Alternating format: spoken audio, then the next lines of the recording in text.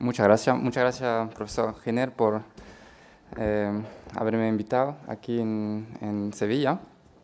Eh, es la primera vez que tengo la oportunidad de poder venir a ese congreso y la verdad que yo tuve mucho interés en las distintas presentaciones que tuvimos.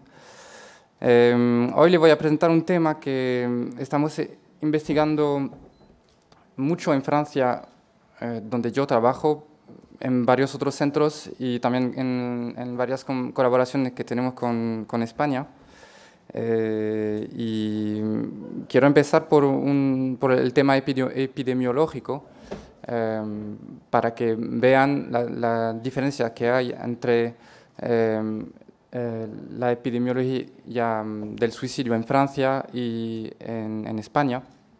Para empezar, la tasa de suicidio en Francia es bastante más alta que lo que tenéis aquí en España. Por ejemplo, en la provincia donde yo trabajo, que es la Bretaña, yo trabajo en Brest, tenemos una tasa de suicidio de 25 muertes por suicidio por 100.000 habitantes al año, lo que se corresponde en mi provincia a más o menos 1.000 muertes por suicidio al año. Y 14.000 intentos de suicidio al año, y la mitad de estos intentos se ingresan en hospitales públicos. Para seguir con estos datos epidemiológicos, sabemos que hay dos edades muy peligrosas, sobre todo en los hombres, que es alrededor de 40 años y cuando la persona se jubilan. Entonces estamos desarrollando varios programas para poder tocar a estas personas en prioridad, y algunos de sus programas se enfoquen en usar las nuevas tecnologías. En Francia tenemos varias recomendaciones sobre el tema de prevención de suicidio. Y la primera cosa que se hace es, por supuesto, valorar a estos pacientes, y tenemos como una recomendación de Estado que nos indica cómo conducir, cuál es la mejor conducta que tenemos que tener a la hora de valorar a estos pacientes. Sabemos que la mitad de estos pacientes se ingresan cuando se valoran en urgencias.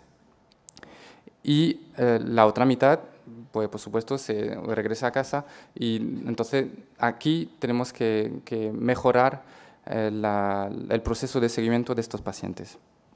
Las estrategias de prevención consisten en tratar las comorbilidades, y sobre este tema le aconsejo un editorial que publicó el profesor Philippe Courtet en World Psychiatry con Jorge López Castroman hace unos meses, sobre todo sobre el tema de tratar estos pacientes a nivel de depresión. Y la otra rama que se desarrolló mucho en Francia últimamente es el tema de mantener el contacto con estos pacientes después de darle su alta.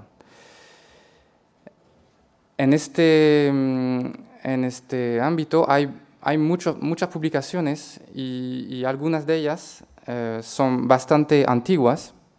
El primer trabajo es un trabajo de Jérôme Motto, que publicó en el año 2001 un estudio que hizo en los años 70.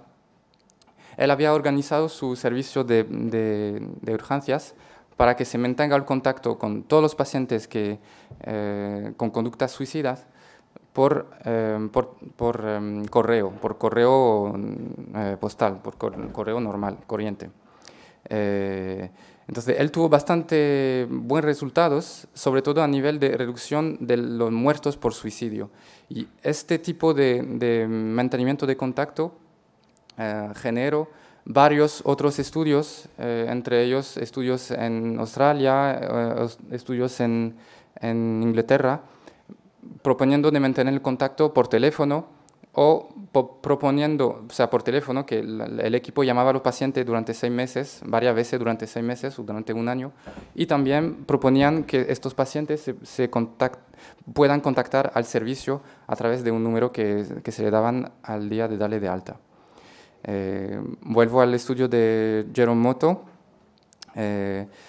Sabemos que él tuvo varios resultados muy buenos, sobre todo a nivel de disminución significativa del fallecimiento por suicidio a los 5 años. Y lo que observa es que cuando para de mantener el contacto por correo, los pacientes que se beneficiaban de este medio de contacto vuelven a tener el mismo nivel de riesgo que los que no tenían el contacto por correos. Los demás resultados, pues sabemos que las green cards, que son las tarjetas que se dan con un número de teléfono que se pueda contactar por el paciente, tienen muy buenos resultados en el grupo de pacientes tras su primer intento de suicidio, o sea, los pacientes que entran en la red de salud después de un primer intento. Y la llamada telefónica sistemática, ellas tienen muy buenos resultados en los grupos de los pacientes que repiten varias veces las conductas suicidas. Entonces la idea, que es la idea del profesor Guillaume Veva, que es un profesor francés de psiquiatría que trabaja sobre estos temas, era de reunir en un tipo de algoritmo de prevención todos estos proyectos. Un segundito. ¿Por qué se pasan por eso? No entiendo. Que las diapositivas van pasando solas. No pasa nada. Sí. ¿Solas? Sí. Mira. Aquí la flechita. Sí, ya, pero pasan solas también. Bueno, no pasa nada. O sea, la idea era reunir en un mismo dispositivo todos estos sistemas según que sea un paciente, según que entra el paciente después de un primer intento o que sea después de varios intentos. Otra manera de reunir todos estos efectos preventivos es también de cambiar el medio de contacto. Y tenemos con la nueva tecnología una oportunidad de tocar a otras personas que normalmente no suelen usar el correo o que no quieren que le contactemos por teléfono. Y sobre todo en esa época de desarrollo máximo de herramientas de nuevas tecnologías. Esta rama la llamamos ahora salud conectada o e-health. Y yo creo que hay que ver algunos detalles de cómo se construye este tema, porque nosotros lo vemos como que no usamos de momento estas herramientas en la práctica corriente de psiquiatría o de medicina, y lo vemos por ahora como consumidores, pero hay una tecnología muy importante y hay muchos elementos importantes que hay que mirar a la hora de abordar este tema. Cuando hablamos de e-health o de salud conectada, hay que saber que hay dos mundos muy distintos. El primer mundo es el mundo que usamos de manera diaria, que es el mundo de la historia clínica informatizada. Cada centro tiene su programa y hay varias formas de guardar los datos de los pacientes de forma electrónica. Eso se puede llamar como el sistema central, que es el sistema central de información de un hospital. Al lado de este sistema hay sistemas que son sistemas de seguridad que son desarrollados por empresas privadas, y estos sistemas son muy importantes, sobre todo en Europa, que tiene el tema bastante regularizado y legalizado. Yo diría, sobre todo en Francia, porque lo tenemos muy cerrado, este tema. Y esta inteligencia pues, se combina de momento bastante bien con los servicios de información clásicos que estamos usando diariamente en los hospitales. Otro lobby es el lobby del business que está rodeando todos estos temas, Y hay muchas empresas ahora que están buscando una manera que los productos que venden se puedan reembolsar como se reembolsa un tratamiento cualquier. Y eso, por supuesto, está conectado a los resultados que podríamos tener en estudios tipo Evidence-Based Medicine, donde demostraríamos que hay un efecto positivo y que al final vamos ahorrando dinero usando esas técnicas. Pues eso es la primera parte, que es el sistema que usamos, que ya está metido en la mayoría de los hospitales europeos. Y ahora viene la parte más, lo que realmente llamamos ahora e-health, que es la parte de salud conectada que pretende poder usar los aparatos que usamos como los smartphones, los objetos conectados. Eso lo llaman Integrated Care. La idea es que los pacientes puedan usar estos datos, estos aparatos, para comunicarnos datos sobre su estado de salud mental, ritmo cardíaco y esas cosas. También el médico podría usar estos datos estos aparatos para guardar los propios datos que él quiere manejar a la hora de tomar una decisión de tratamiento o de contactar al paciente. Y también se piensa que se podría usar con la persona que rodean al paciente y que le apoyan, sus familiares, por ejemplo, para seguir teniendo más datos sobre el estado de ánimo, el estado de salud de un paciente entre consultas o entre los tiempos que esté ingresado. Esa parte, a menos que estéis ustedes implicados en proyectos de investigación, no la estamos usando y no existe datos de Evidence-Based Medicine sobre el efecto que pueda tener. La otra parte es la parte de análisis, que también es una rama que está en pleno desarrollo en medicina, porque en verdad este tipo de análisis ya existe desde hace unos 10 años en el medio de transporte o en el medio militar, y la mayor parte de los laboratorios que se dedican a trabajar sobre los temas de e-health y de medicina proceden de proyectos o de institutos que han trabajado en los medios de transporte o militar. Y la última parte es innovación, porque por supuesto de momento no sabemos cuáles van a ser los efectos del uso masivo que va a haber de estos aparatos en la rama de la medicina y en psiquiatría también. Y no sabemos, que todavía no se ha contestado a la pregunta, que si por ejemplo estos aparatos o estos datos podrían ayudar a reducir las tasas de suicidio. Una información importante también es que nosotros vemos estos aparatos como muy disponibles en la población general, pero no se puede olvidar que de momento, y eso es una figura que apareció en un artículo de Nature, mostrando que todavía toda la población no tiene acceso a este tipo de tecnología, y sobre todo a la tecnología smartphone.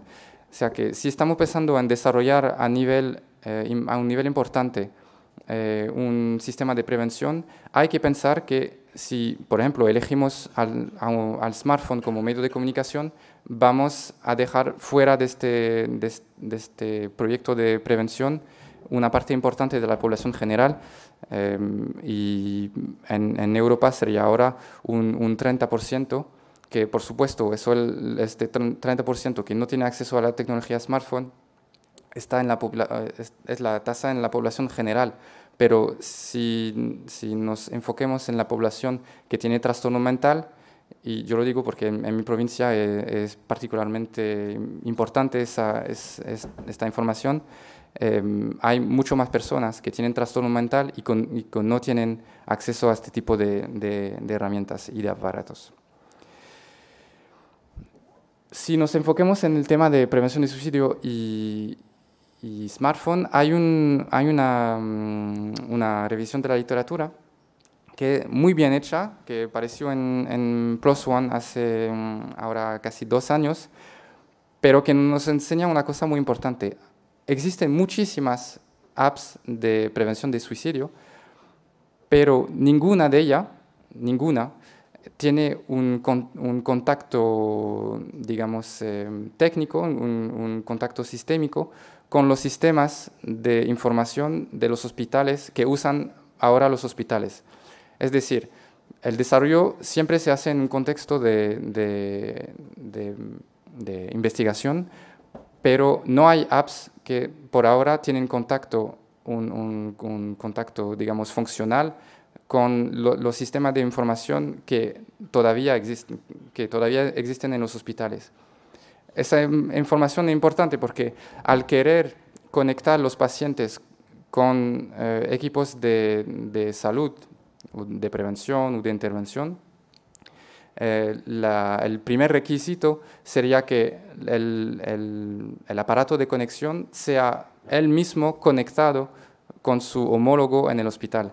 Y de momento este tipo de herramienta no existe. No existe por varias razones, pero la primera es que es muy difícil poder conectar un sistema que procede de la investigación con un sistema que ya existe desde hace mucho tiempo y que procede de una producción industrial. La mayor parte de estas apps lo que quieren hacer es recoger datos ecológicos. Los datos ecológicos, el principio general de los datos ecológicos lo describió muy bien Jim Van Os, que trabaja sobre esquizofrenia, entre otras cosas, pero usa estas apps para esquizofrenia. Y sabemos que ahora, en nuestro sistema actual, la única manera que tenemos, la principal manera que tenemos de recoger datos, información medical, información clínica, es estar en contacto con el paciente y verlo durante una consulta o verlo cuando esté ingresado. Entonces tenemos dos puntos de recogida de datos. Con los aparatos que tenemos, por internet, por los smartphones, tenemos la oportunidad de recuperar datos entre estos puntos de contacto físico con el paciente cuando está ingresado en consulta, y estos datos se pueden tratar o directamente a través de un equipo de investigación o de gestión de datos para que haya un uso preventivo, por ejemplo, antes que el paciente haga un intento de suicidio, o como material de mediatización de una consulta para hablar de su sueño, de hablar de si tenía angustia y esas cosas. Repito, por ahora no existe algún sistema que realmente lo hace en tiempo real y que permite, con un nivel de seguridad bastante suficiente, usar estos datos de esa forma. Si volvemos a un principio más general, no se ve bien, pero tenemos a la izquierda el doctor y a la derecha el paciente. Y podemos también poner a los familiares, que podrían ser también una fuente de datos. El principio del Ecological Monetary Assessment, que es los datos que son los datos ecológicos, sería recoger a través de aparatos técnicos unos datos que proceden de la autovaloración del paciente y darle un feedback directo al médico. Esa es una forma de tratar estos datos. La otra posibilidad es que haya un proceso de selección de datos y que con los métodos de Big Data, que voy a decir una palabra sobre estos, podamos tener informaciones relevantes, filtradas, y que se puedan tomar decisiones, por ejemplo, decisión de intervención cuando se ve un paciente que esté mal fuera del hospital, o mejorar el insight del paciente sobre su propia enfermedad. Entonces nosotros, sabiendo todo, viendo la ola de nuevas tecnologías, empecemos a pensar en desarrollar un proyecto de prevención basado sobre una técnica sencilla que, como lo es la tecnología del OSMS. En el año 2011 ya existían varios proyectos de prevención con SMS en otras especialidades, especialmente en pneumología. Y entonces empecemos con este tema. el problema del SMS es que es una tecnología muy sencilla, pero que requiere una base técnica bastante fuerte porque el mando de SMS tiene su propio código de programación y entonces nosotros no queríamos mandar los SMS a través de un solo móvil porque íbamos a incluir a unos 1000 pacientes, pero necesitamos una base informática potente para poder gestionar los cambios y los intercambios de mensajes con los pacientes. Entonces, lo que hicimos fue desarrollar una app, que es una web application, que es un software que está online, para que todos los centros que participan en este proyecto puedan usar el programa. Voy a ir muy rápido en esta diapositiva para que vean que mandar un SMS puede ser complicado si lo hacemos con un programa software, pero tiene muchísimo más seguridad que si se hace a través de un solo smartphone. Entonces publiquemos varios papeles sobre la factibilidad de este proyecto y los aspectos técnicos. El objetivo era de poder demostrar que el dispositivo de seguimiento por SMS reduce el número de intentos de suicidio en 6 meses. O sea, que quedarse en contacto por SMS con el paciente pueda tener un efecto sobre las conductas suicidas. Varios centros franceses aceptaron de participarse en el estudio, que es un estudio comparativo aleatorio de superioridad. El contenido de los mensajes era uno de los temas más sensibles, más complicados del proyecto, porque sabíamos que no íbamos a poder tener una conversación como se hace ahora por WhatsApp o que haya un intercambio muy rápido por los SMS, porque muy sencillamente en un servicio de urgencias los médicos, los enfermeros, no tienen tiempo para estar en contacto por SMS con estos pacientes.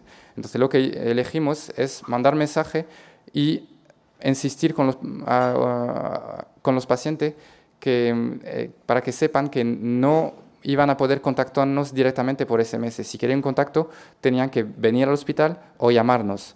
La idea del SMS es recordar al paciente que estamos a su disponibilidad y que le íbamos a ayudar en caso de emergencia. O sea, todos los mensajes eran personalizados, pero tienen el mismo formato, que es reconocimiento del sufrimiento, señor o señora. Recuerda que nos conocimos hace 15 días cuando le ingresaron en el hospital. Recordatorio del compromiso al alta, que era, recuerda que tiene usted una cita con el doctor tal. Y presentación del dispositivo de seguimiento, que sepa que nos puede llamar a cualquier momento, cualquier hora, a este número, que era el número del centro donde se ingresó el paciente. O sea, el protocolo es el siguiente. Durante 6 meses hay 2 grupos, un grupo con SMS, un grupo sin SMS. Durante 6 meses los pacientes en el grupo SMS reciben 9 mensajes, luego dejamos de mandar SMS. Llamamos a los pacientes de los 2 grupos para monitorizar el efecto de esta intervención y luego dejamos otra temporada sin SMS y volvemos a llamar a todos los pacientes. La pregunta ahora es, ¿cuál es la eficacia? Pues de momento no lo sabemos porque el último paciente no ha salido del programa y tendremos estos datos en unos 10 meses. Lo que sabemos es que esta mañana estuvimos hablando de la idea suicida como barrera a un acto de suicidio.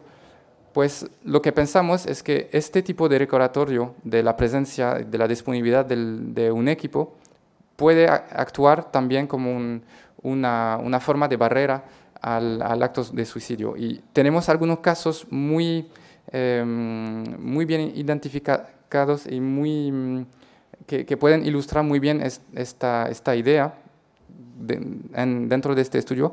Publiquemos 3 de ellos y lo que sabemos es que el recibo de mensaje no está percibido por su sola función de darle la información al paciente, que en este caso es el número de teléfono donde nos puede contactar, pero también los pacientes perciben la dimensión de preocupación del equipo por él mismo.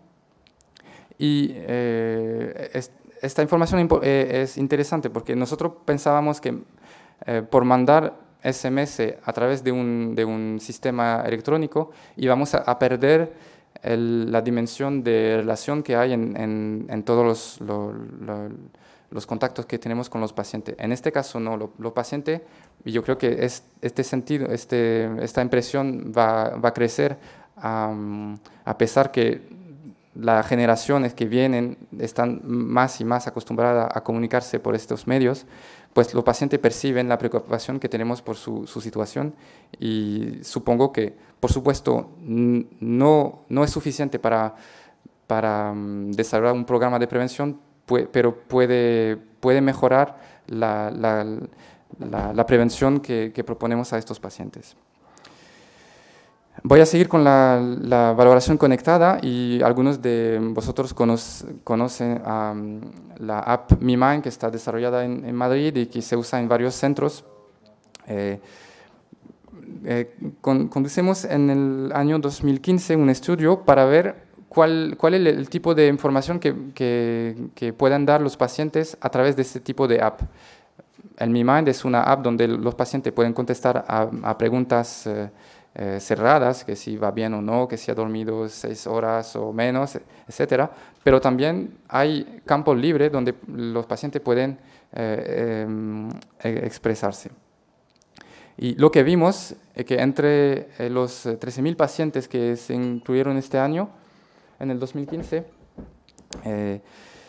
20% de ellos usaron la app entre 2 consultas. Los pacientes tenían acceso a través de un código y podían usar la app o no. O sea, el 20% de estos pacientes lo usaron. Y entre estos pacientes, el 24% expresan ideas de suicidas a través de la app. Lo que es un resultado que nos extrañó porque pensábamos que desarrollando una app de este tipo no íbamos a tener ninguna información tan sensible como lo son las ideas suicidas.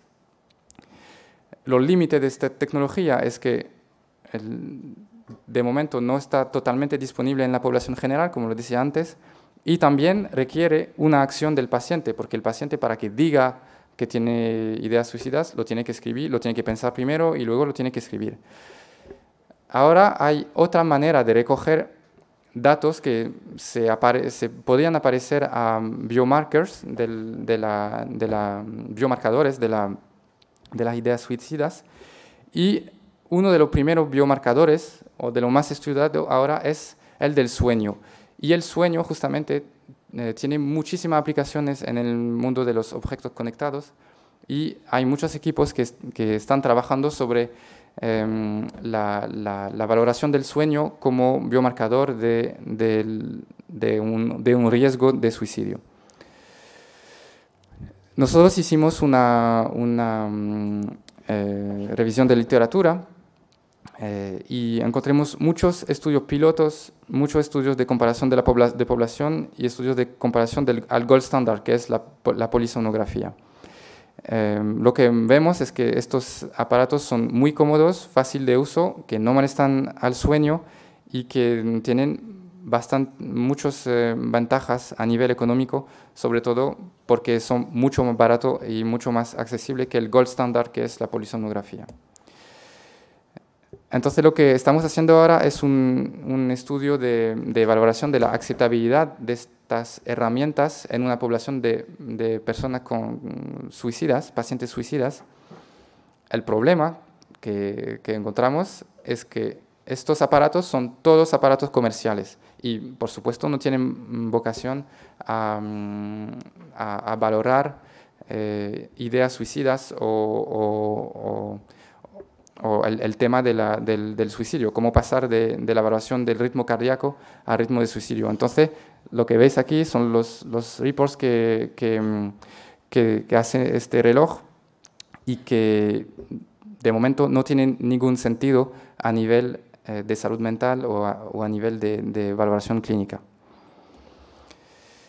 Otra manera de valorar es usando los métodos de Big Data o de Data Mining. El Big Data es un concepto bastante sencillo, pero que usa técnicas muy avanzadas y muy complicadas. El principio general es tener la capacidad, a través de un algoritmo, por ejemplo, de manejar muchos datos que tienen orígenes muy variadas. Por ejemplo, si queremos hacer un análisis tipo Big Data en un smartphone, pues se puede poner una app dentro de este smartphone para que esta app misma recoja todos los datos que genera un smartphone y a partir de estos datos generar patrones que se puedan interpretar por el ser humano, y en este caso el clínico o el psiquiatra. Entonces, se desarrolló en Madrid, es un proyecto español, una app que se llama el EB2 y que permite justamente recoger todos estos datos y sacar informaciones sobre lo que se llama patrones de uso, o sea, digamos la forma general del uso del smartphone, incluyendo cuántas llamadas, la cantidad de texto mandado, el uso de SMS, etc.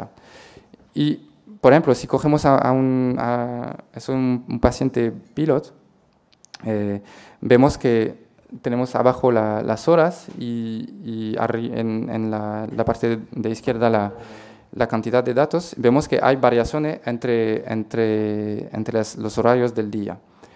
Y si lo miramos entre varios días, vemos que hay patrones, o digamos que son formatos de uso del smartphone que nos pueden indicar, por ahora nada de clínico, pero nos puede indicar cómo se usa este aparato. La idea es que en algún día será posible conectar estos patrones de uso de un aparato electrónico, en este caso el smartphone, con comportamientos clínicos. Eso es a lo que quiere llevar el uso del Big Data en este tipo de proyecto. Para resumir, sabemos que tenemos ahora herramientas muy performantes a nivel de mantenimiento de contacto, y algunos de ellos han demostrado un efecto sobre la reducción del riesgo de suicidio. También tenemos la oportunidad de poder valorar a estados de ánimos, pero valorar también a biomarcadores potenciales del suicidio. Entonces, los técnicos de data mining intervienen para mezclar estos datos y extraer lo que serviría en un futuro próximo a tomar decisiones. Le voy a dar le enseño una última figura que son para que vean los patrones que dan estos tipos de métodos de análisis. La idea en este proyecto era coger todos los datos los datos electrónicos de historias clínicas electrónicas de varios hospitales franceses y españoles, y para sacar de estos datos, sin ninguna hipótesis clínica anterior, sacar patrones de riesgo a nivel de suicidio. Y entonces lo que hace el algoritmo, para ir muy rápido, es coger todos estos datos y proyectarlos en dimensión matemáticas, y en este caso 2 dimensiones matemáticas. Y lo que vemos es que salían 3 grupos. Un grupo de hombres con pocos intentos de suicidio, pero intentos de suicidio grave, que es el grupo en negro. Un grupo verde, que es el grupo de mujeres con muchos intentos de suicidios, pero intentos de suicidio que se consideraban por los médicos como no grave, como por ejemplo ingestión de tratamiento de poco potencial letal. Y entre los dos, un grupo de pacientes que no tiene una dominancia de género, pero que tiene abuso de sustancias. Este tipo de método, por supuesto, no es una invención, no nos da una demostración muy fuerte de lo que puede hacer, pero nos enseña que este tipo de herramienta es capaz de reproducir la impresión que todos tenemos entre nuestra propia experiencia clínica y los datos que tenemos de estudios de formato Randomized Control Trial, y tiene un potencial muy importante para analizar y poner en forma impresión clínicas que tenemos a través de estas herramientas. En conclusión, yo diría que de momento no tenemos ningún dato sólido y fuerte sobre la eficacia de estos aparatos en la prevención del suicidio, que es una forma de contacto inhabitual, de contactarse, que es inhabitual para los pacientes con un médico, y que hay que preguntarse si estas herramientas en un futuro próximo se van a convertir en herramientas de prevención o de predicción. Esta mañana profesor Philippe Courtet habló también de la manera de predir estos tipos de comportamientos. Es un tema que a nivel de ética también no podría llevar a mucho problema, porque en la rama de donde procede, por ejemplo, en el medio de transporte, donde se usa mucho este tipo de técnica, ya están en el tema de predicción. Os dejo imaginar lo que la predicción del suicidio podría llevar en nuestro futuro como psiquiatras. Muchas gracias por su atención.